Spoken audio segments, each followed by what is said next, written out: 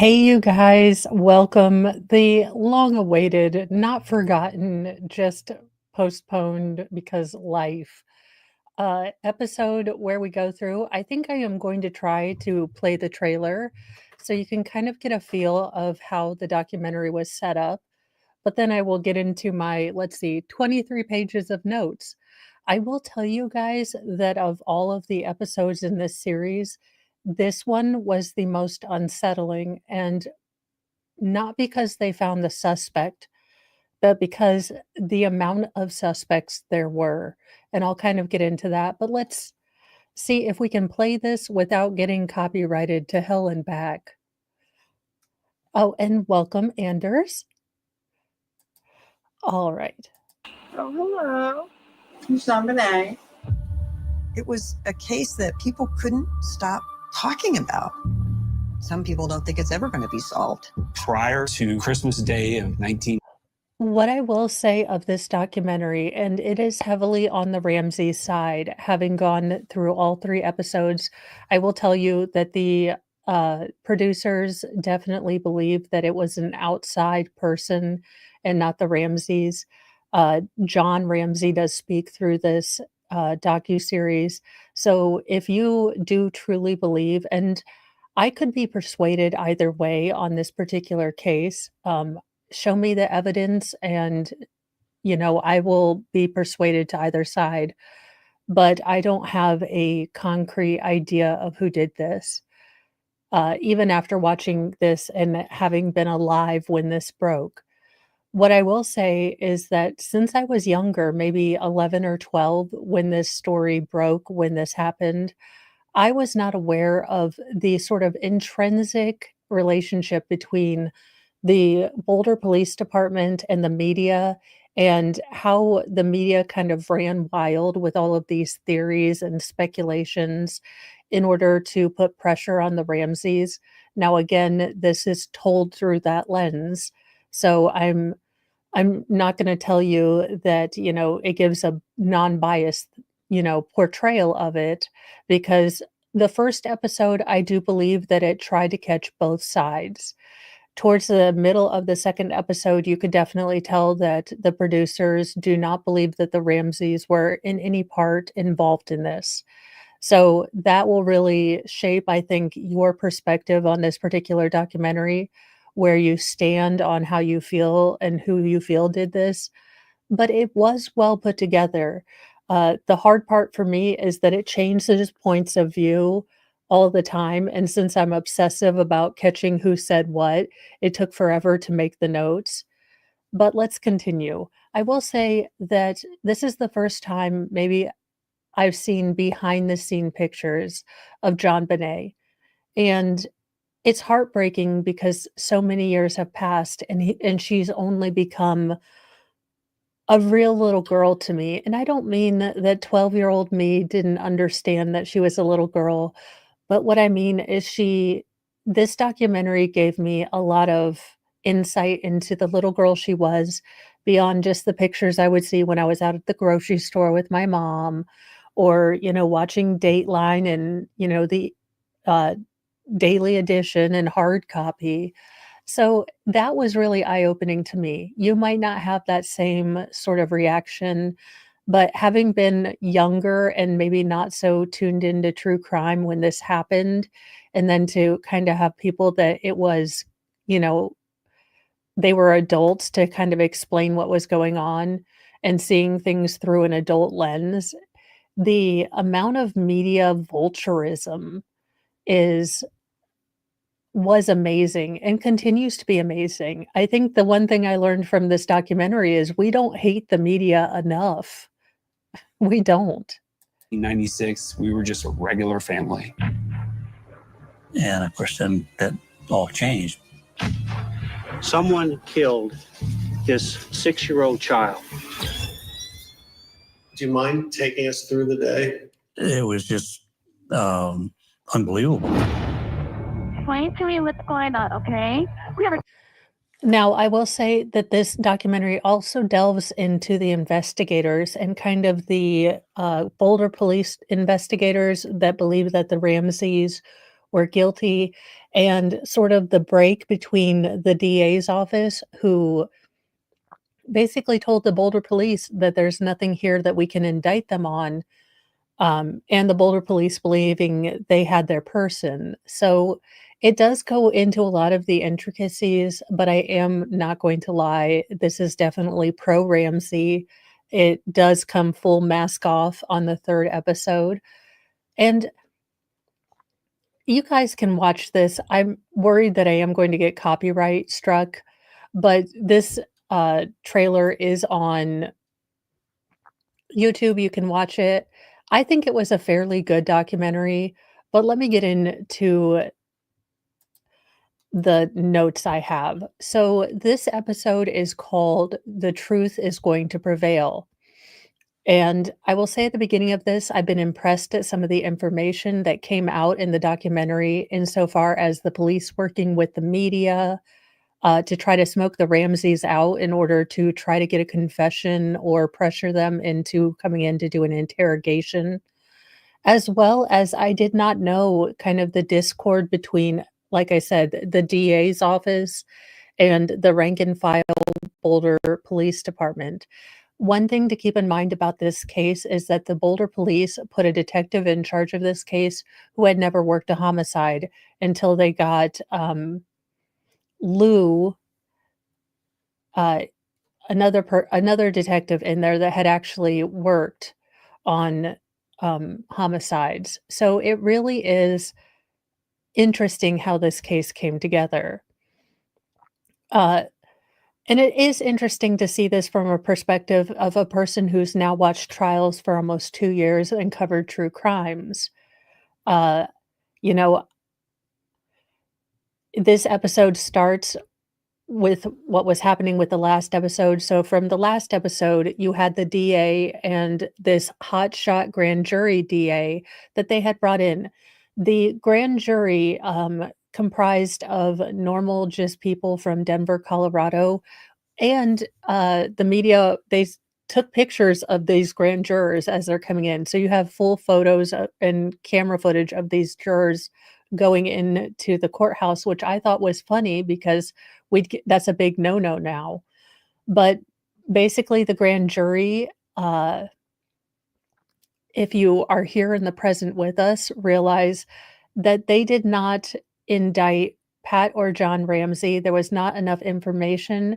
One of the big Achilles heels in the cases, or the state's case, was the unknown DNA. So the unknown DNA under JonBenet's fingernails and in her underpants, that was something that the grand jury just could not overcome. This was sort of the early days of use of DNA in trials. So the DA honestly thought that they could go in there with this other DNA and it would not be a big issue. But apparently, the grand jury had a big issue with unknown DNA being on JonBenet's body and not having any answers as to how that got there beyond some sort of very convoluted touch DNA evidence that they were able to bring in. Now, this episode starts out after that with a Larry King live, and we have Detective Steve Thomas. Now, Detective Steve Thomas is the detective I talked to you about. He is the one that was given this case from the start from Boulder, Colorado Police Department. And he was, I think, brought up from, I want to say, Vice. So he had never really worked a homicide before. He was on there with John and Pat Ramsey. Now, this is after Detective Steve Thomas had published a book about a hypothetical theory he had that Patsy Ramsey, frustrated beyond belief with JonBenet possibly wetting the bed, had interacted with her violently in the restroom, cracked her head, and then when she realized she had cracked her head, decided to create this elaborate thing. So it is easy to say that John and Patsy Ramsey and Detective Steve Thomas were not friends it was a very contentious Larry King episode. Detective Steve Thomas held to his theory that Patsy Ramsey, in a fit of rage, had pushed JonBenet, hit her head. He is quick to point out that it is hypothetical, Probably because he was what's that word? Oh, sued for defamation because of this. And in fact, the publisher that published his book settled with the Ramseys for an undisclosed amount. So he was very quick to say that, this is hypothetical. But he was talking about how, his hypothetical belief is that, a violent confrontation happened, and he holds firmly that Patsy Ramsey is the reason that JonBenet is no longer here. Now, Patsy Ramsey does not take this lying down. She comes out swinging, stating, tell me step by step exactly how you think I unalived my child. Okay. And then how did I write, the ransom letter? Was it before or after I unalived my child? Did I, write it halfway, unalive my child, and come back? So she was full of the sass and the Southern, bless your heart, but I'm about to take you out. Now, Steve Thomas states that there was a toileting issue, bedwetting issues are, very prominent when people are looking at underlying causes for parental frustration and CA cases, so child bad things happen to children cases. So it is a documented reason why some parents do lose their cool. That is not something that is not factual. However, this was not something borne out by any documentation of the Ramsey family, according to this documentary. Now, John put in there, "We didn't slaughter our child because she wet the bed. It's preposterous." So Larry King does state that the note doesn't make sense, and Patsy says, that it doesn't make sense. Detective Thomas kind of gives her one of those "what the F" looks and one of those smugly little smirks. Now, Detective Thomas did have his 15 minutes of fame. So did the initial, deputy who claimed that John Ramsey looked at her with murderous eyes. There have been a lot of people associated with this case who have had their 15 minutes of fame and then had to settle privately with the Ramseys. So where that falls on the spectrum of truth is for the lawyers to decide. Then we go back to the opening where we get to see, all of the headlines on the tabloids and the possible evidence of a mag light now being introduced, encapsulating sort of how this case became ubiquitous within true crime. So again, this was the case to end all cases. This was the Karen Reed of that time. If you were into true crime, this was the mystery that everyone was on. I don't know what was Reddit before Reddit, but this is where, you'd get together with all of your other true crime friends and try to figure out and suspicionize this was going to work. We come back to October 13th, 1999. The grand jury's findings are being published with the media, and the kind of reports that are stating what's been going on and what's been happening in this case. Now, after a year of looking into the evidence, hearing testimony, now important to note, the Ramseys did not testify at the grand jury. Now, there is scuttlebutt, there is disagreement. The state claims that the Ramseys refused to testify. Now, the Ramseys state that they were not able to testify. So I'm sure the truth is, who the hell knows? You get to see just the sea of media. When I say that there were, ABC, NBC, CNN, MSNBC, hard copy, Inside Edition, you know, Entertainment Tonight, the human sea that was wrapped around the DA as these, announcements were coming out, because up to this time, we had only heard the Ramseys, he flew her body back to Atlanta, which never happened. There were no footprints in the snow, so the police totally suspect, except for in that area of the house, there was no snow, so there would be no snow prints or footprints.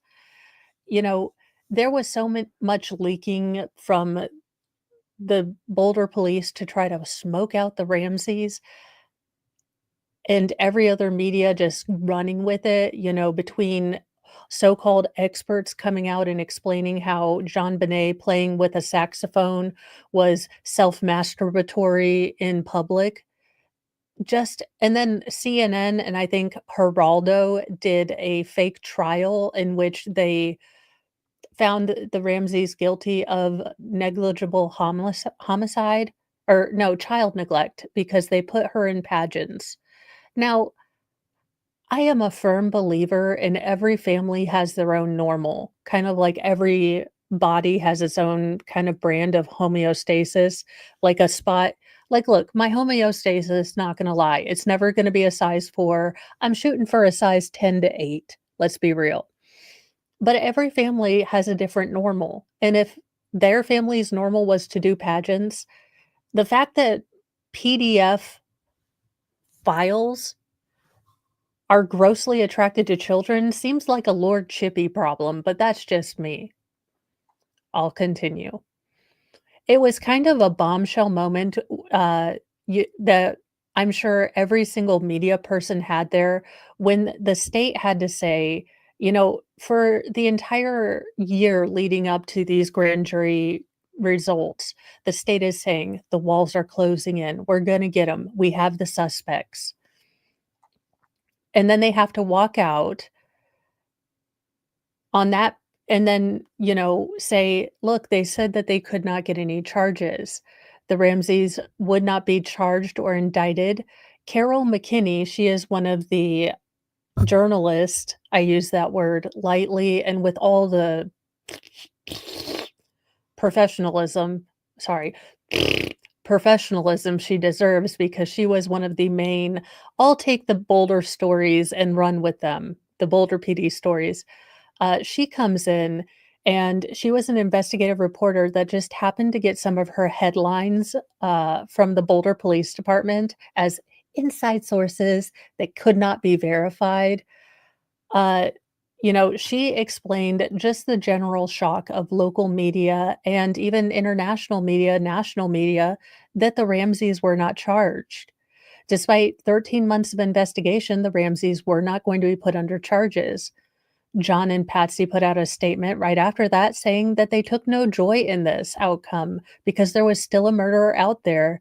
And we do get an interview with Michael Tracy. So this is the professor who did the first documentary in favor of the Ramseys on JonBenet. So he was one of the first documentary true crime coverers of this case. He does have, I think, an English or Australian accent. And it does look like he's done a shit ton of Botox. Like him and, oh gosh, who's the wrestler?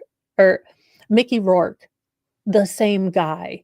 He looks like he should be in Madame Tussauds Wax Museum.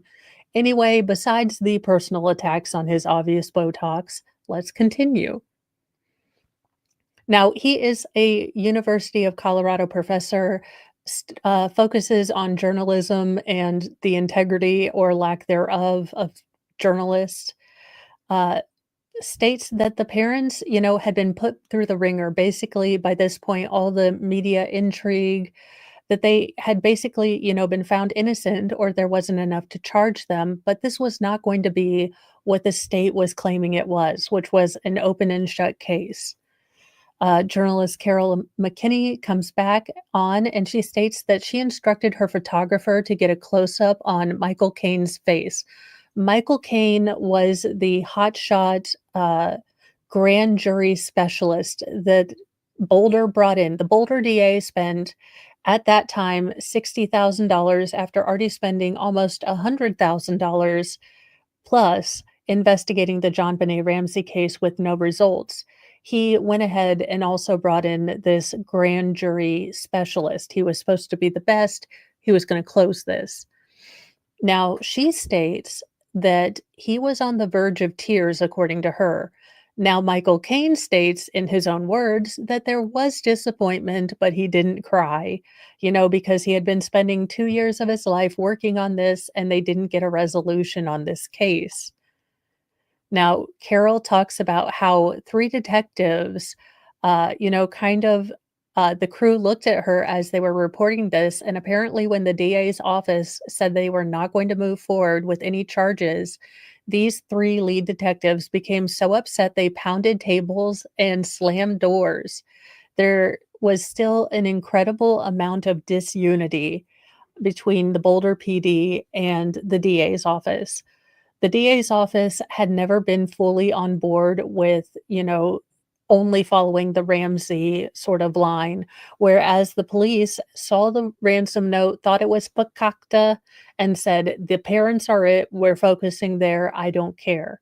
So very different, you know, for two groups that are supposed to work together, they were not working together, and there was obvious in front of, media, which generally doesn't happen, shows of disunity like that.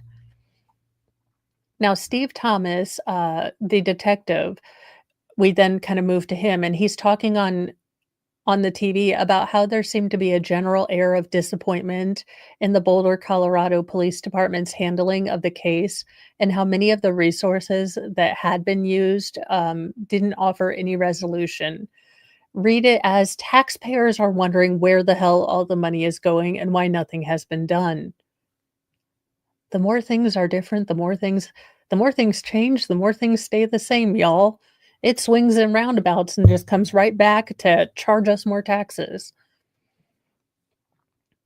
Now, John Andrew Ramsey comes on the screen next. It's Burke's older brother, and this is kind of the most animated you've seen him in the other episodes. He has a general air of just lightness, which he doesn't. He is fairly stoic. He does have a sort of flat affect, but this is about the most animated you're going to see him. He does not have a bold caps underlined face like me. So, but you could tell generally just from him that he's happy getting to this part of the story where his, dad and stepmother were vindicated. And it really was the most animated, and then he starts asking real questions about what is happening with the investigation now. Why do we still not have any answers? This always seemed to kind of just people ask questions, annually, but it kind of goes back to being a cold case. John states that they absolutely wasted resources in the state of Colorado to try to get John and Patsy Ramsey, and they were absolutely not able to do it. Now, Charles Brennan, another one of the urinalist who, had his besties with the Colorado Police Department, talks about the disconnect between what the jury actually said and decided versus what the DA chose to report. Now, they did indeed indict John and Patsy Ramsey and stated they did vote to indict John and Patsy Ramsey for child abuse, not for death. Again, they were going on the premise that the parents put her in an incredibly dangerous position by having her go to beauty, pageants, that they had unknowingly, but realizing that there was great risk in sort of sexualizing their daughter, had taken her into areas where she could have been placed in the eyesight of a gross. The grand jury did believe that the parents knew what happened and should have known what happened or failed to get help. There was one juror who is filmed in silhouette that says John and Patsy Ramsey, there was cause for them to be indicted, but there was a long step between probable cause and, proof beyond a reasonable doubt. The juror did say that he did not have any question about John and Patsy Ramsey's guilt. We switch over to Alex Hunter, who was Boulder, district attorney, and he said that it would have been easy to bring charges against the Ramsey, but he felt he would not have felt at peace with the case because he didn't feel like he could win. He felt proud that he weathered the storm and did the right thing based on the evidence that he could prove in a court of law. So basically, read that as his ass got kicked out the next election. I mean, we're prettying it up, we're churching it up, but basically it's, yeah, I didn't get reelected. And yes, Cuptopus is holding an adult beverage. It is sangria with sparkling water. And Mr. Mo, bless his, actually, in a kind, bless his heart, shoveled the entire driveway. He said we probably got 12 inches. That's what she said. That's what she wishes. I'm just kidding. I think anything beyond navel point is just scary. Any hazoozles. Now that I'm done with the peen jokes, he shoveled the entire driveway, which couldn't have been easy. So thank goodness for him because I was not even going to go out there. I was going to let God deal with it when the son did. This is why I got married. No shoveling snow. Although I did shovel snow before I got hurt. I actually liked shoveling snow because it felt like, you got your frustration out like, I hate this stupid dirt. Yep.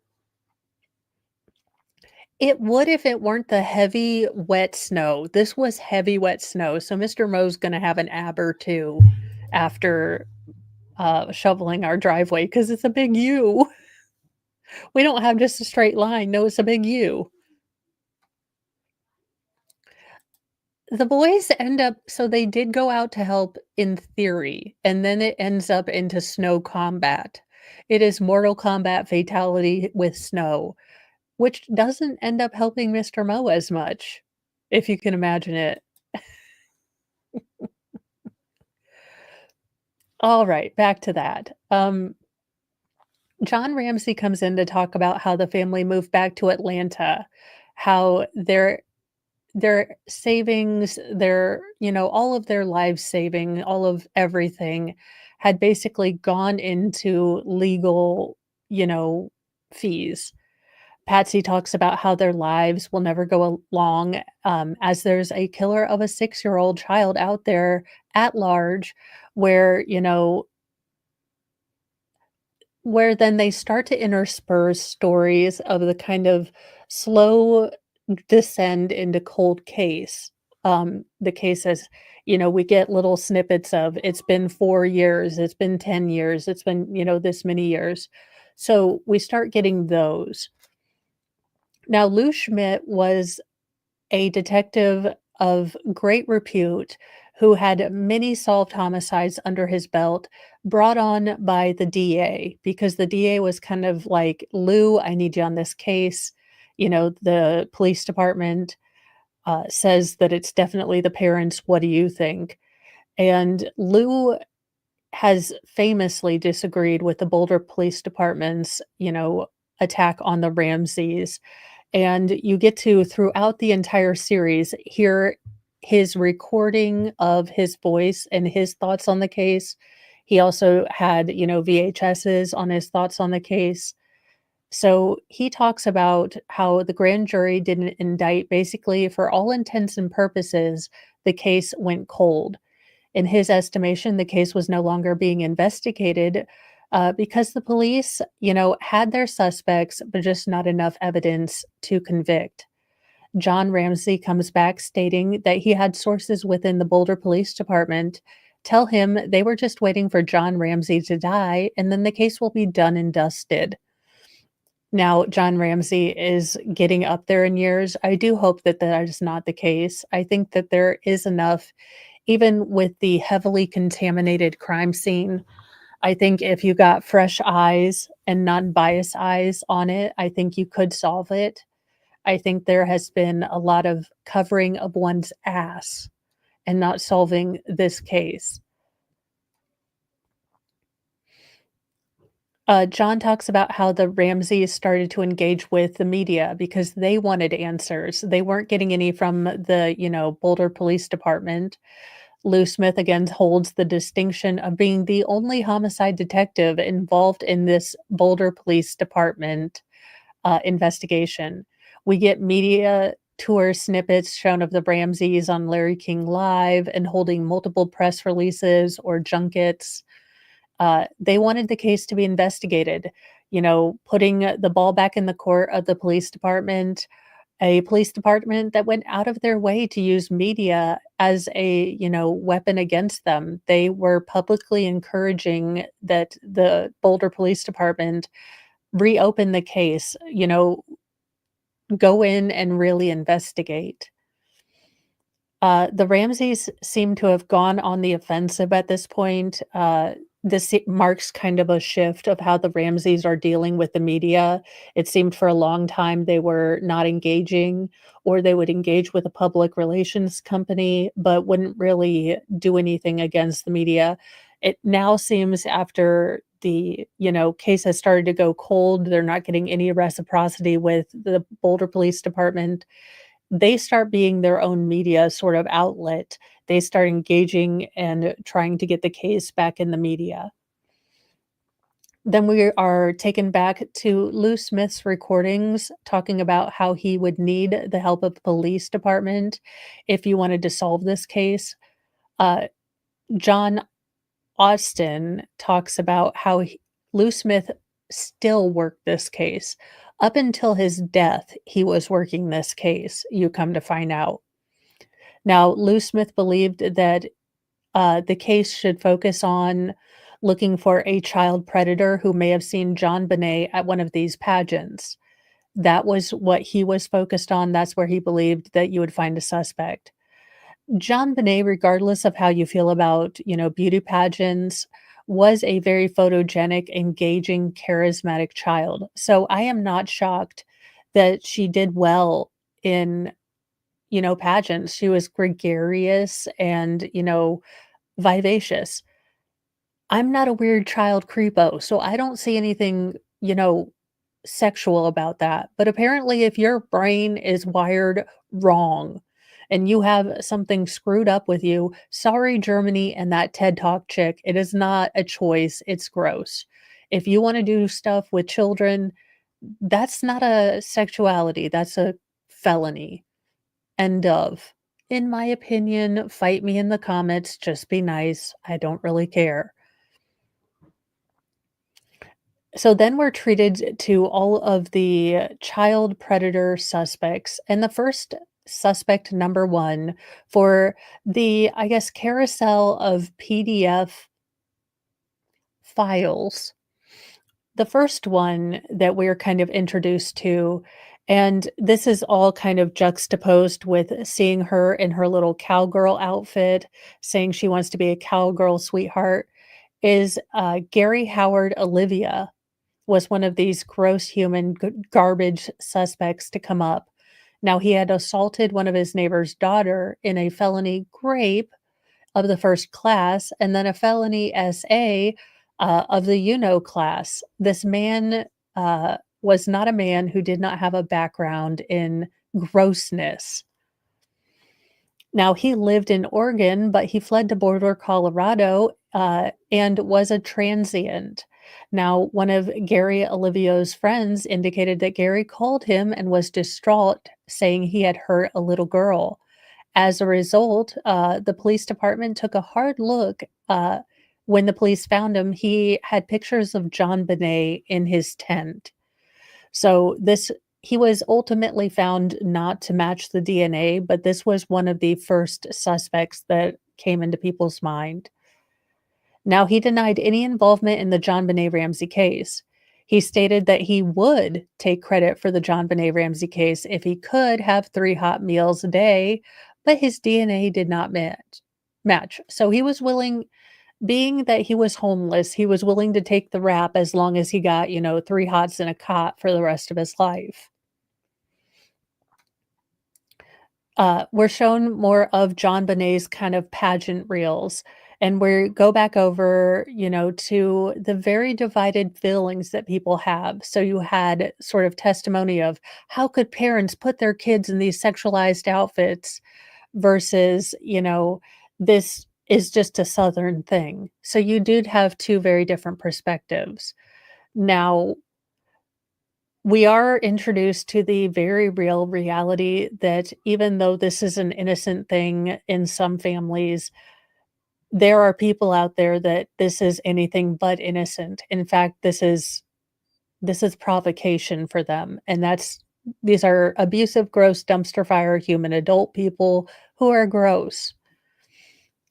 We are introduced to Joyce Sinclair. She's an investigative journalist. She and her husband have written several books. And Stephen Sinclair talks about these are the first kind of the theories. So this is the theory. This is ground zero. After the guy who wanted just 3 hots and a cot, this is the next guy. And he talks about how in the last week of 1996, he had heard about JonBenet through his wife. The case had broken and she was interested in it. They lived in Denver, about 30 minutes away from Boulder. They got into this case because it's really every parent's worst nightmare. Now, these two state that the Ramseys were naive, dressing JonBenet and putting her out in these outfits with all this makeup. It made it easy for these children to be placed in harm's way. Some of the pageant mothers suspected that some of the people that were, spectators, rather than being family members or even parents, they were gross, disgusting people. The pageant moms talked about, they had some uneasy feelings about a couple people, but one of the names that kept coming up was the name of a photographer linked to the beauty pageant that kept, kind of popping up. The primary photographer for JonBenet and several other little girls in this particular beauty pageant uh, was named, what was his name? Simmons. I knew I wrote it in there. So Simmons, this photographer, had a lot of focused pictures on JonBenet, and the moms always got this kind of creepo vibe from him. But basically, every single picture you've seen in a tabloid, you've seen anywhere of JonBenet came from this particular photographer. And he had the originals, so he sold most of them to the Tatler, the Globe, and the Inquirer. Now, some of the moms said that Simmons, had some borderline inappropriate photos on the walls. Things didn't quite sit right. The pageant mom stated that they were not very comfortable with the way this particular photographer would interact with their children. Um, I'm pretty sure if someone's interacting in a way I don't like with my children, I have my pitchforks, we leave. It's not like, "Oh, could you stop taking semi-creepy photos of my child?" It's more like, "You better hope you survive the attack of the honey badger before I leave, okay?" Now, shortly after the crime, this particular photographer contacted these pageant moms and left really weird messages like, "I didn't have anything to do with JonBenet Ramsey's killing. I had nothing to do with this." Very apropos, very out of the blue for no reason. Now, according to these two authors, this particular photographer stating that he knows a lot about this case and knows a whole lot more about this case, but he's not going to tell him or them what he knew about JonBenet because, you know, he was worried. Now, a year later, this very particular photographer was arrested walking, down the street naked. The police were called and he was arrested. And again, with the line, "I'm not going to tell you about the Ramsey case." So as he's being arrested for just nudism, and they've got his, murder mittens behind him, he's like, "I won't tell you nothing about the JonBenet Ramsey case." And they're like, "Sir, this is your Schmeckel exposed case." So Randall Simmons is this photographer's name. Uh, Turns out they could not link him to the case, but there does seem to be like we need to do a little bit of digging on Mr. Randall Simmons because, just not sure. So then we get, uh, it really doesn't. So then it also goes on to say that Mr. Randall Simmons, uh, the photographer, was, maybe downloading images of grossness, of inappropriateness. But he went on to, do that in an Oregon County at a McDonald's with free Wi-Fi. So he was arrested and charged with multiple counts of child grossness. DNA did not match, so we kind of went back to the drawing board. Lou Simmons, or Lou Smith, then talks about how he imagines that the suspect, lives uh, JonBenet Ramsey. He believes that he is an experienced person that, would not be unaccustomed to illegally entering a house, lying in wait, interacting, feeling completely comfortable. Think Night Stalker level of just comfort being around sleeping people in houses they're not supposed to be. This is what Lou Smith imagines that the suspect is like. He also further kind of fantasized that maybe, or kind of speculated that you don't graduate to killing, child beauty queens. This has been a fantasy that has been growing for years and years. This started out as maybe Peeping Tom, then into break ins, then things like that.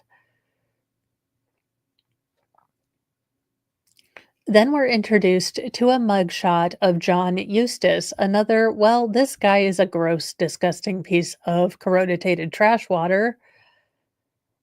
And it seems to be near the place where maybe he could be a suspect. The Boulder police got a call from North Carolina police about a man named John Bauer Eustace in Charlotte, North Carolina. He was being held by Charlotte, North Carolina because he was charged with the kidnap and assault of a toddler. Straight to a wood chipper. Come on now. He also was a drifter who did confess to the kidnapping of the 2-year-old child and assaulting them. He also broke into the house at night and took the child. So he lay in wait and took the child. When they looked through John Bauer Eustace's home, trying to find, any link to JonBenet Ramsey, they could not find anything. John Eustace was clocked in and working at a factory during the time of the crime, so he had a solid alibi. So true dyed in the wool PDF file, but not guilty of this particular crime. Now, basically, Lou Smith and the Singulars, the authors, do believe that the suspect will be found in people who take unwelcome, advanced, appreciation of children, if you catch my drift. Generally, they're, called maps, and we don't deal with maps very well here. So then we jump forward to September 10th, 2002, and we're back with Michael Tracy. Now, he was contacted by someone who was aware of his original work with the JonBenet Ramsey case. He was emailed by someone who wanted to talk to him very much, but wanted to use the code name of Daxis. Now, Daxis claimed that he had been investigated for crimes ranging to the murder of a 12-year-old girl and other crimes against children. Now, slowly through just emails with Daxis, and Michael Tracy does state that he was communicating with both the Boulder PD and the FBI when Daxis started dropping little things that were somewhat obscure and possibly things that only the suspect would know. So he was involved with the FBI, and this was about a 2 to 3 year internet, email back and forth kind of conversation. Slowly through a bunch of emails, he starts to confess to the unaliving of JonBenet Ramsey. Now, this was a long time. This was back and forth. He states, so Daxis, human garbage water grossness, states that unfortunately JonBenet Ramsey's death was not the ending of the love affair he hoped to have with her. Strap in, guys, have your adult beverage, keep it close, because it gets gross. It gets so gross. Like, I had to stop the episode a couple times and just ugh.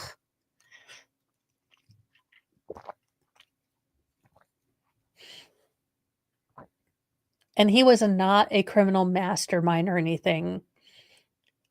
we get a voiceover and we move points of view back to John Ramsey. He talks about how he was initially skeptical of this Daxis character coming in. We've been down wild goose chases before. I really don't care to, deal with another wacko who just wants to make a name off my daughter, that kind of thing. And, if you don't know, somehow these cases seem to attract people who will confess to no uh for no reason. You have, people who will just call in tips of stupidness. It really is quite ridiculous, but you do have people for whatever mental health reasons who will inject themselves into these cases with no connection. So we do talk about, and the episode does talk about people who, for whatever reason, are motivated to confess to these high profile case. And Michael Tracy comes back and talks about talking to Daxis and, asking him kind of whether he's telling the truth or pulling things off the internet. And Daxis instructs Michael Tracy to ask JonBenet Ramsey, uh, basically her parents, what the nickname for her grandmother was, and Daxis would supposedly give the correct nickname. So John states that the nickname that, JonBenet had for her grandmother Nedra was Nettie. John searched to make sure that that had not been released by any sort of publications. This was information that no one outside the kind of close bonds of the family should know. Uh, and Michael Tracy then, sent him this and asked him what the nickname was, and John confirmed that the nickname was correct. So this is starting to really look like this Daxis guy may be the guy. I mean, I am sure that, you know, as these things, especially with the grandma's nickname, are coming through, this looks like someone who is obsessed with JonBenet. It is falling right into the narrative of what Lou Schmidt and, now the Boulder PD is looking for, and all the people who want their narrative, confirmed about how dangerous beauty pageants are. I mean, this is all coming together. So I can see how people could have been easily encouraged to follow this and to think, "We've got him. We're reeling him in." Now, Michael Tracy does go on to restate that he forwarded all of these emails, all of these correspondence to Lou Schmidt, the FBI, and the police. Lou Schmidt encouraged Michael Tracy to keep talking to Daxis, because he was giving out, some information that might be, only something that the suspect would know. Patsy Ramsey went back during her 8th year checkup to find out that she was no longer in remission of her ovarian cancer. Now, this was a bigger recurrence than she had had in the previous years. John talks about how Patsy and John thought, the cancer was behind them and they had kicked its butt, only to realize yet again that the ovarian cancer was back and had spread. And we do see several interviews from a time where Patsy was probably going through chemo. Her hair was very short. She still looked incredibly put together. I mean, you can take the hair off the Southern lady, but they are still going to be a lady. And then we do kind of go into a little bit of a sad part of the episode. The Daxis storyline is kind of broken up by the death of Patsy Ramsey to kind of be true to the chronological order, but it is a bit hard to follow because we do go directly from kind of Daxis stuff to Patsy Ramsey passed away. Now, in her final years, the cancer started to attack her brain. She was not good with kind of keeping track of timelines. She would ask about JonBenet. She would ask about people that had passed. And as a person who has personally had to watch someone both deal with the fact that I am losing someone who I have grown to love because they are losing the person that they are. It's an incredibly hard thing to deal with, and it's a heartbreak that just seems like so slow, yet so quick. It is very odd to miss someone that you can see and that can see you, but won't remember you or doesn't quite know who you are. It's a kind of heartbreak that is hard to put into words. So I can imagine I know there are people that down in their soul believe the Ramseys did this, but I wouldn't wish that sort of loss of self on even my worst enemy. Now, let's see here. Now we're seeing in the background some of the kind of everyday true life kind of photography, film pictures of Patsy Ramsey. Then we kind of abruptly uh, go back into the Daxis storyline. So it is kind of odd. I do understand that the entire, docuseries is supposed to be chronological, but it is odd to have that very abrupt break with Patsy's death and then the Daxis storyline to be kind of truncated or segmented. I am so sorry, Captain Kern. It's hard because I can't imagine how confusing it would be, and my heart breaks because I can't imagine how scary that is to kind of lose everything that is comforting because knowing stuff is comforting. I mean, knowing why you're in a room or, where your family members are or why you get to pick out this shirt or where we're going. I mean, I think we take so much for granted in our ability to remember and know things and how much comfort that brings us. It's an interesting perspective I didn't have until I had a close member of my family going through it. But we're back to Daxis. And it does kind of link up here because we find out that Daxis is incredibly eager to talk to Patsy. He wants to apologize to Patsy. He wants to talk. He wants to atone. This is 4 years back and forth that Daxis is able to use an email chain, IP, whatever Harry Potter magic to kind of subsume his identity and be nameless and anonymous. But Daxis is insistent that he would like to talk to Patsy. Now, Patsy is in terminal cancer, basically hospice respite care at this point. And Michael Tracy kind of says, I'm not going to give out Patsy Ramsey's contact information to you, internet creepo. And we're introduced to a new district attorney, Mary Lacey. She is the new district attorney for Boulder County from 2001 to 2009. And she is now brought on board with this Daxis situation. Daxis is getting more insistent and a bit more aggressive with Michael Tracy. He wants to be able to talk to Patsy Ramsey before she passes. John Ramsey comes in and explains that this information was forwarded to the district attorney. She launches an investigation that involves Homeland Security to find out who Daxis is. He asks Michael Tracy if he would like to receive a phone call. And we get to hear the voice of the person we believe is Daxis after we kind of get all of these gross emails about how he and JonBenet were in a relationship and they loved each other. Hold on to your bootstraps because the gross level is up to a bajillion.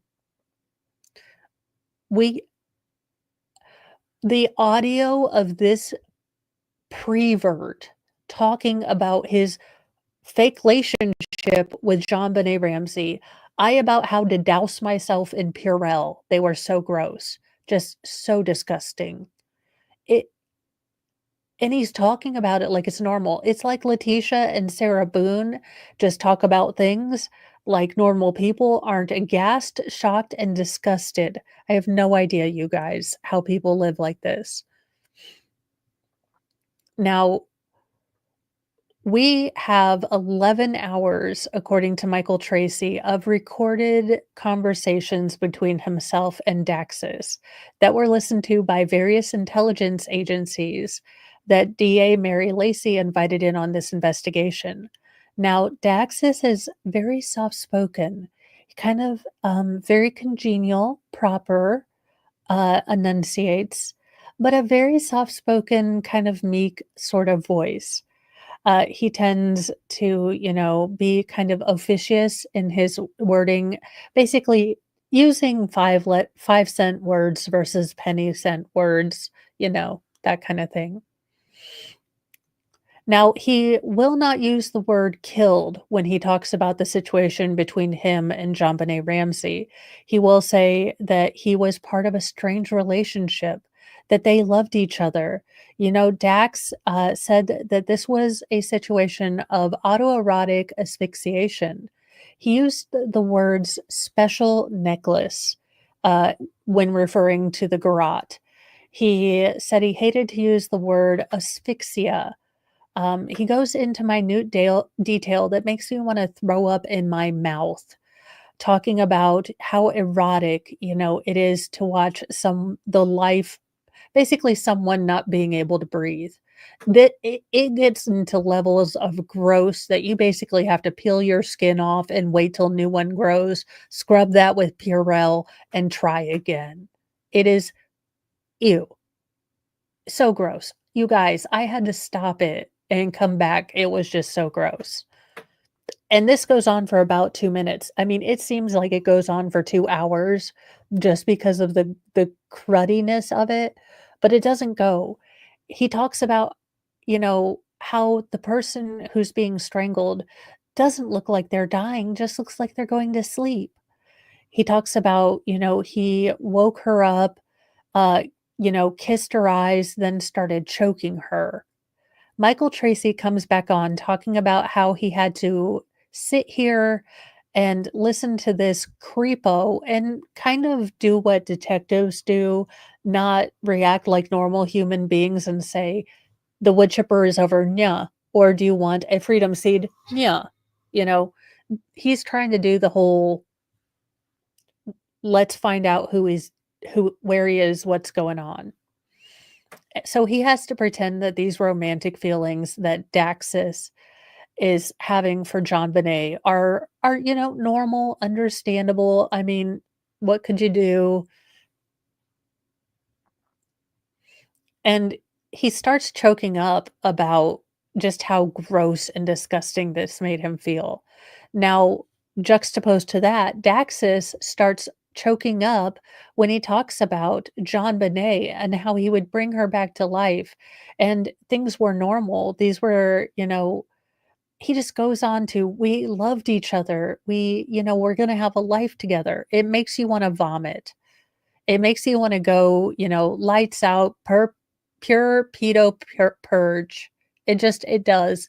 It makes, like, listening to the man talk, gross. Now, I can imagine I listened to more than a minute of this talk, and I wanted to get sick. Daxis talks about the interesting nods, that are interesting things. He notes that, we're in the garage. He talks in great detail about telling sweetheart to go into a sweet dream. Yes, he calls her sweetheart, and yes, strangling her was putting her into a sweet dream. Now, according to Daxis, he was in a trance-like state when he was choking her and didn't realize he had gotten a little too enthusiastic about this particular nap time. He does talk about how he had to finish this. He was worried that she was still alive or he didn't know if she was dead.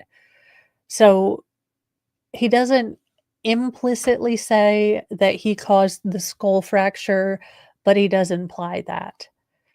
He does start crying nearly historic. So there is debate and conjecture in that. From the people that are anti-Ramsey, they do state that it looks like that according to her autopsy, there might have been evidence of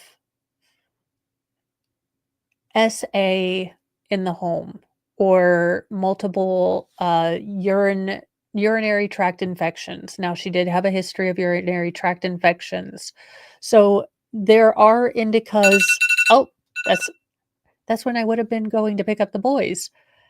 There are indications that, yes, there might have been that, but her pediatrician has stated that there was no evidence of that during any of her well child visits or things like that. So now there is male DNA that was mixed with hers on her underpants.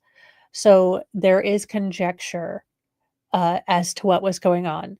Now, as far as whether the family had anything to do with that or that was solely the suspect, hasn't been cleared up, at least in my knowledge. Now, Daxis states that he took a flashlight with him. He took a piece of duct tape that he had on his flashlight and put it over her mouth and then covered her with a blanket. He basically then threw the flashlight at her head. So this is how he accounts for the skull fracture. Basically, he went too far with the garroting, realized he'd gone too far, laid her down, covered her head, and threw a flashlight at her head. Allegedly, this is what he was saying. So we're listening to this, and he starts breaking down, just sobbing hysterically, and Michael Tracy comes back on talking about how after one of the confession talks with Daxis, he went home and just broke down at what he had listened to, the grossness, just what he had heard from this individual. And even now, years later, you can tell that the things that this Daxis character told him were some of the grossest things that he's ever heard. I mean, basically, Daxis was talking about a full grown up adult erotic asphyxiation relationship with a 6-year-old. And it's horrifying. Sadly, we know that this was not a true confession, and the individual that made this confession did not do these things. But it goes to highlight the beyond horrifying thought process that goes on in these monsters' brains when they see young children, when they see an innocent child, they see a romantic partner. They do not see a child. And that is gross, and you can have your own colony in Guam, but do not live among us people, because us people don't want y'all here. Sorry. Now, Daxis goes on to explains that he gathered everything up as after he had done this awful deed and went back out the basement window and left the basement, leaving JonBenet dead in that teeny basement room. We're treated to another look of the 3D mock-up of the house. So I will say that this documentary does a really good job of explaining the internal structure of the house, because I think that was a big issue that I had. I couldn't get my head wrapped around how this house was built. And it seems like this house had many kind of additions, randomly kind of built from different years. So it does really explain. It's a nice 3D graphic model of how the house was created, or set up at the time. So that was actually a really interesting thing and something I appreciated from this documentary. When the investigation into Daxis began, it was a real whodunit. Who is this person that basically led everyone on a wild goose chase? Daxis claimed that he was, the person led law enforcement on a wild goose chase, saying he wouldn't be found, he's never going to get caught. So the new question is, how do we find this person? John Ramsey comes back in a voiceover stating that when the investigation into the identity of Daxis failed by normal means, John suggested using a patsy to draw Daxis out. Daxis seemed very eager to talk to Patsy, almost as if they had this sort of special connection because they both loved JonBenet. Like, that's how sick this man was. He figured he needed to talk to the mother of his girlfriend, after her death because they both loved her. Ew. I'm gonna need all the adult beverage. Just ew.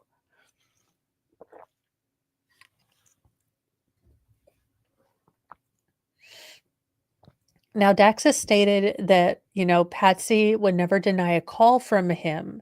Patsy was, again, as you guys know, in the end stages of basically palliative care. So they were just managing her pain. They set up a phone right next to her bed and set up listening equipment in case Daxis would try to, reach out. Daxis stated that a phone call would be better than, nothing, given the gravity of her illness, but Daxis never called. We moved to June 24th, 2006. The final part of Patsy's life, Patsy was sick and in a lot of pain, and John states that he told Patsy to go home and be out of pain. And you can see him shaking and his voice breaking. This is a broken man. I mean, John Ramsey seems like a broken man in this documentary, at least to me. Burke had just graduated from high school and was getting ready to start college, and John had waited to tell him until, Patsy was gone that his mother was no longer here. So I think that Burke might not, because he does have maybe Asperger's or something like that, but it was heavily implied that maybe Burke was not as aware that his mother was terminal. That's kind of what it seemed like, but I don't want to make any assumptions. But the episode did seem to kind of imply that Burke may not have been as aware that Patsy was as critical as she was. One thing that I will say this documentary has done more than any other documentary I've seen about the JonBenet Ramsey case is to really show how this case, this crime, has broken the entire Ramsey family, has broken John Ramsey, how this nearly destroyed the entire family, how the suspicion going from John to Patsy to Burke, has been incredibly destroying for this family. And you can believe he's the most guilty person in the world, but if you're hoping that God's mill grinds slowly but relentlessly, this man is paying a price. He looks worn. He looks beat down. There were a lot of pictures shown of Patsy Ramsey and the kid, and you also get the kind of behind the scene look into the Ramsey's life that I think that maybe other documentaries have not gone into. I think it's nice that we can see, Patsy Ramsey's final interviews with what looks like CBN, so Christian Broadcasting Network, talking about how obviously she wants to go home and be with, the Lord and her daughter and John's daughter that passed away in a car accident. So, you might not believe it was them. You might believe it totally was them. But what I will posit, as an outsider who doesn't have a line in the sand in this case, because I honestly haven't figured out who I suspect in this case. I don't think I have enough evidence to suspect one single person. I have enough evidence to suspect many people and not quite have an answer. But this was a great documentary to get a little bit more behind the scenes, to see the interplay between the media and these police stations, how the police were leaking out certain, conjectory stories that shaded guilt onto the Ramseys. So it is interesting. That's the thing, Michelle. I could be persuaded several different directions. What I need is hard, concrete evidence, though. I don't want conjecture. I don't want they were in pageants. I want something that's evidentiary. Now, John comes up and states that Patsy knows who took JonBenet now. John does kind of state that he doesn't know how the case is going to be resolved, but he does believe that he will get answers within his lifetime about who took his little girl from him. Lou Smith comes back with another voiceover and talks about talking to Patsy prior to her passing, and that the last words that Patsy said to him were, "Lou, I don't have much time left. Please catch the guy before I die." Then we go back to the Daxis timeline with Michael Tracy. Daxis states that it's terrible that he'll never get to hear Patsy forgive him. Daxis did really want to talk to Patsy. He says that he knows that Mike Tracy has the last photograph taken while JonBenet was alive, and Daxis wants that photo. So he asked Michael Tracy, basically, could you scan it and send it to me? So the FBI and Homeland Security basically told Michael Tracy to offer Daxis the original, but they would have to send it UPS. And Daxis, being the international villain / dum-dum BTK style that he is, gave it to a Dropbox and decided to go to that Dropbox to pick up said photo by himself because he's a dum-dum. And who would you know? So he was a bit reluctant to give the Dropbox, UPS store. But Homeland Security, Interpol, all these heifers were putting surveillance on the Dropbox. He drove a mountain bike they purchased, to drive himself to his place of employment that happened to be a school.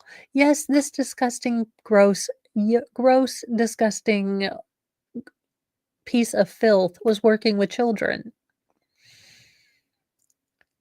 Lo and behold, that mountain bike goes to a Dropbox that's under surveillance for about a week, and that person was John Mark Carr, the infamous, and I do mean not famous, but infamous, child predator who was teaching at an elementary school while on the run from other child predator crimes in America. Carr described one of the classrooms he taught in with all glass, and apparently he would put female students on his lap, but when other teachers would come in or, notice him, he would quickly push them off his lap. Yes, gross and disgusting. The police went in and arrested this gross, disgusting teacher on August 17th, 2006. And we believe we had gotten the man that did this. In Thailand, this gross, disgusting teacher, 41-year-old John Mark Carr, was taken into custody by Bangkok police on the suspicion of, premeditated murder.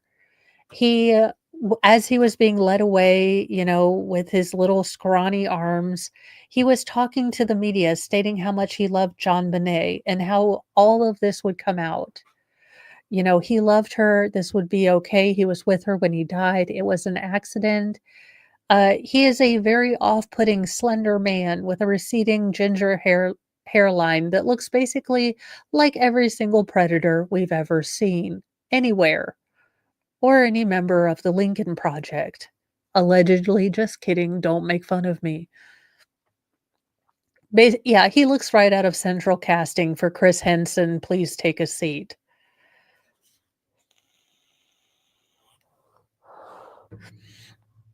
Now, John Mark Carr, I needed a nicotine break because talking about child gross people that I can't go whack with a pin, a rolling pin, makes me irritated. Had been an elementary school teacher in the suburb of Atlanta for many years. Now, keep in mind that Atlanta were where the Ramseys used to live. So he may have been able to get all of this ancillary, deep Ramsey lore from just living in Atlanta and maybe following her closely. He had shown a fixation on young girls in 2001 when he was arrested by the Sonoma County Sheriff's Department for possession of child grossness. He was working there as a teacher, found with child grossness. He was charged and headed for trial when he led the country and pulled a legger, if you will. He had been running for 10 or 11 years at that point. The 41-year-old worked abroad teaching in Asia, Europe, and Latin America. Now, some people were very skeptical immediately once John Carr's name was brought to light as a suspect for JonBenet Ramsey. Carr did talk immediately about the inside layout of the house and, didn't have and where he had potentially dealt with the parents, but there wasn't really any physical evidence connecting him. He seemed to have a great wealth of knowledge, but nothing really DNA, physical evidence, fibers, nothing. It was just his story. He talked about the ransom notes. He talked about how he wished he could have been more polite and kind. But, this was supposed to be a ransom note, so he had to be a little aggressive. He stated that he would have written it in his normal tone and not been a jerk, but that would have linked directly to him. Carr blurted out at some point, everyone says I couldn't know my way around the house, but I got in the house at 5 and I stayed the whole night. That meant they didn't get back until 10 o'clock.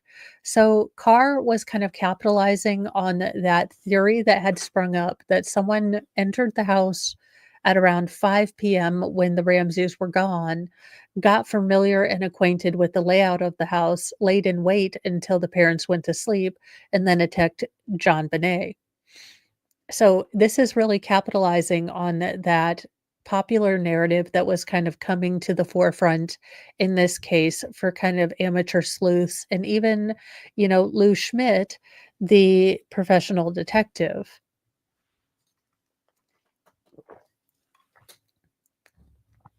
Now, he was extradited to Boulder, Colorado. John talks about seeing John Carr's picture in the media when it finally broke.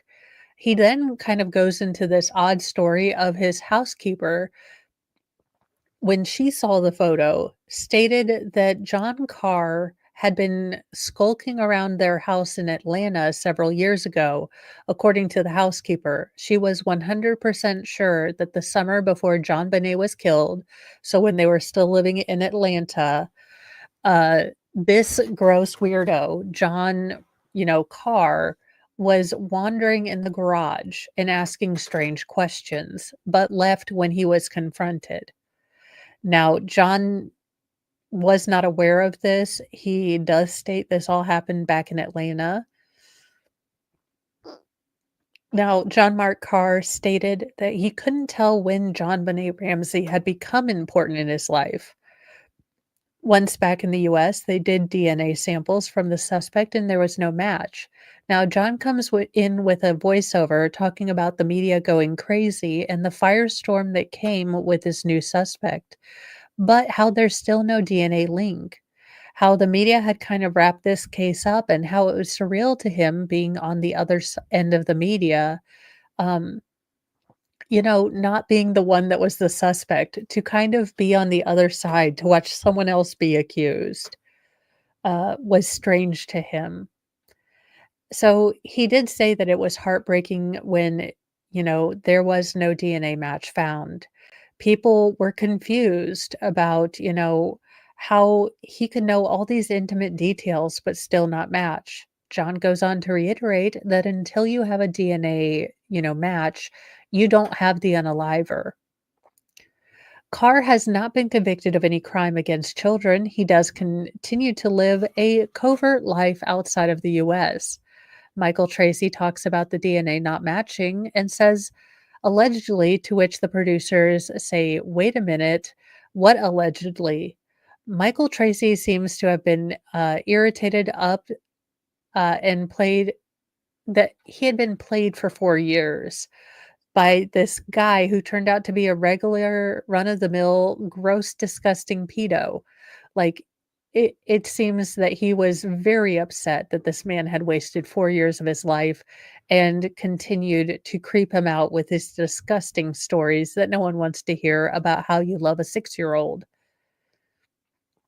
There does seem to be a problem with the DNA, according to Michael Tracy and now Charlie Brennan, one of the, leaky Colorado journalists. they say that, the DNA might have been contaminated because the crime scene was not secured. So now we have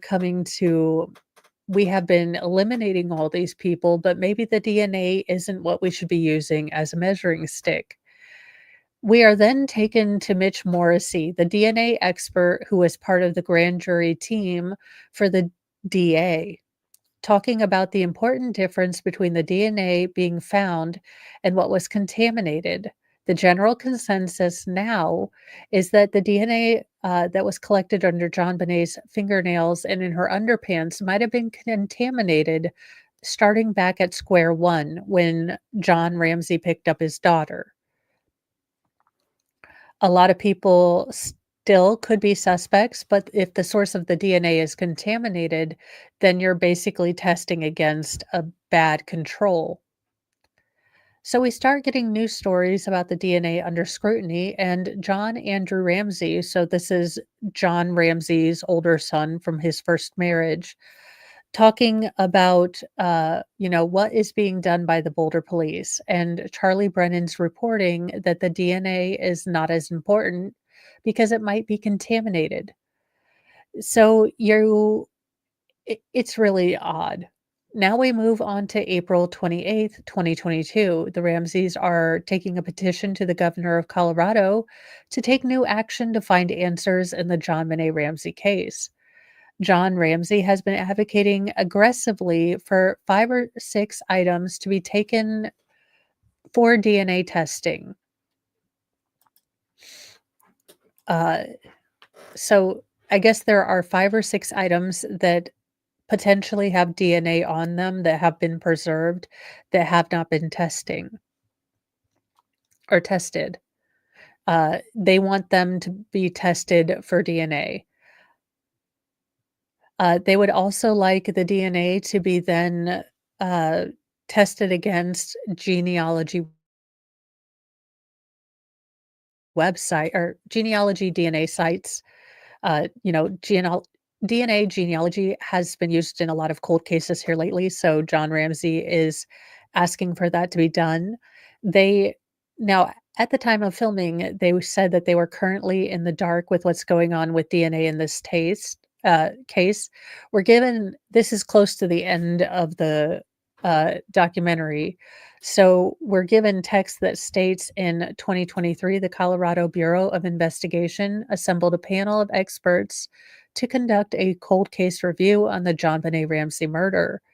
The panel recommends steps the Boulder Police Department can take to find the killer. The police will not reveal the panel's recommendations, but a spokesperson says that they're giving them serious consideration, but won't say if new DNA tests are being conducted. The Boulder police declined any requests for interview for this particular documentary. So do keep in mind when you are watching this documentary that the Boulder police do not really get to tell their side of the story. They declined. Lou Schmidt, a recording of him comes back through a recording stating that he's going to do everything he can to help get this case to a place where either he's going to solve it or it's going to be solved. Unfortunately, Lou Schmidt contracted cancer and was involved in chemotherapy toward the end of his life. However, he was still trying to meet with people to, crowdsource to get this case solved. Johnson Augustine talked about meeting Lou Schmidt in hospice, and he was still talking about the JonBenet Ramsey case. It looks as though his family continues to work on this case. His adult children, I guess, continue to investigate after he passed away in 2010. John Ramsey comes on and talks about, how the killer could be in prison, convicted, serving time. But there still would be 5 to 10% of the population that believes that the Ramseys are guilty. And that's not surprising, according to John. John states he gets letters from people begging him for forgiveness because they thought he was guilty. And he says he holds no enmity to these people who are told by the media and the police that he was guilty. In 2000, former police detective Steve Thomas wrote a best-selling book that accused Patsy Ramsey of unaliving JonBenet. We do get some media tour of Detective Steve Thomas promoting his book, but it cuts away quickly to learning that the Ramseys sued Thomas and his publisher for $80 million for libel and defamation. The lawsuit was settled after Thomas and his publisher agreed to pay the Ramseys an undisclosed sum. He also declined a request for interviews for this particular documentary. So, again, his point of view or perspective has not been included. Uh, in 2016, CBS aired a primetime special that accused Burke Ramsey of unaliving JonBenet. This is the one where ABC brought a child who was 10 years old to basically hit a dummy with a mag light really, really hard. To attempt to simulate what Burke could have done allegedly to unalive JonBenet because she ate some of his pineapple. Now, much like the last time someone tried to put a theory out, the Ramseys sued, uh, the CBS and the producers for 750 million dollars, which was settled for an undisclosed sum. We are then given a cut back to John Andrew Ramsey, so the older brother, talking about Burke being the new target of all these claims and how it deeply affected his life and how this scenario kind of caught fire. And it is one of the scenarios that people do think is possible. The brother did it is now a big theory, and it shows just a bunch of headlines from, all of the tabloids, breaded and unbreaded. M The brother has been cleared as a suspect. Michael Caine, one of the DAs on the grand jury, came back and emphatically stated that Burke was cleared. Burke didn't write the ransom note. He didn't use a garrote on his sister. We cleared him emphatically, so it's very interesting that they came out to reiterate that they had cleared Burke when this speculation came out, citing his treatment by media and online web sleuths. Burke Ramsey also declined being interviewed for this documentary. John Ramsey talks about, he kind of just, this is the end of the documentary. We get to meet his new wife because apparently third time's a charm. And, we get to see kind of tributes and things that he saved from JonBenet Ramsey. Just remembering her, how she used to be, kind of his transition into the season of life where he has grandchildren, and those kind of pictures are the things that are, going into this space of remembering. Uh, you know, we just get to listen to John talk about some of his private memories of JonBenet, and that's really it. So this series was, I think, pretty good as someone who never really paid attention to the intricacies of the interplay between the police and the media and this crime.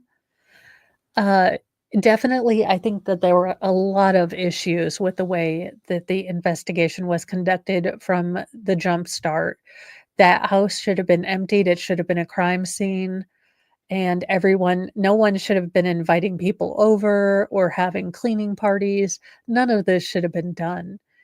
Hopefully, we get some answers. This documentary did not give us answers.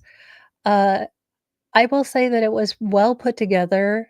I do like the chronological order of it, but take it with a grain of salt. This is definitely pro Ramses, although I think it was fairly neutral at the start or the first episode, but definitely did morph into a pro Ramsey kind of pro intruder theory. But it did leave you with a lot of it. So there is there are so many questions in this case, and I find it very frustrating as a person who has followed the Delphi case since the start, that there is another case that the investigation was FUBAR from get-go, And unfortunately, that all happened in the dark, so we don't even have any documentaries. I I do hope that this gets solved in my lifetime. I do hope that for better or for worse, we do find out who did this. And if it's the parents, I will eat my hat. I I don't put any personal stake in guessing wrong. So if I'm wrong, if I am not Sherlock Holmes incarnate, I will be the first to admit, "You got me. They pulled the wool over my eyes." But I hope for better or for worse, they do find out. I hope you appreciated this breakdown. It combines my obsessive note taking with crime documentaries, and I will be doing more of these. I know that there is a Natalia Grace documentary, but I will have to watch the first Natalia Grace documentary because I bypassed that whole can of crazy when it was happening. So I don't even know what that case is more than like the, 5,000, yard view where I kind of know that this woman either pretended to be a young child or the couple knew that she wasn't a young child. It just looks like a creepy, weird thing, but I will be willing to sit through a creepy, weird thing and do a review. So that is on my to-do list for this week. Please remember, I will try to record a Mornings with Mo before I leave. But if not, I will be attempting to get my infusion as long as the roads are okay tomorrow. So I will probably be off this week. I know, starting the new year with downtime, but I will probably be off tomorrow and probably the next day, if I'm honest. But hopefully, I will be back and functional Thursday, and then we'll be getting more snow. It'll be a miracle. Have a wonderful day, you guys. Let me see who I can send you to. I am beyond terrible. Remind me to send you to people. I forget all the time because Baker has to remind me. I am dead awful at this sometimes. I am going to send you to alternate juror, first chitty chat of 2025. So have a wonderful day, you guys. I will see you tomorrow. If not tomorrow, then Thursday. Be kind to yourself, be kind to others, but carry a can of bitch fire because kindness does not equal doormat. Bye, you guys. Where is the button? There is the button.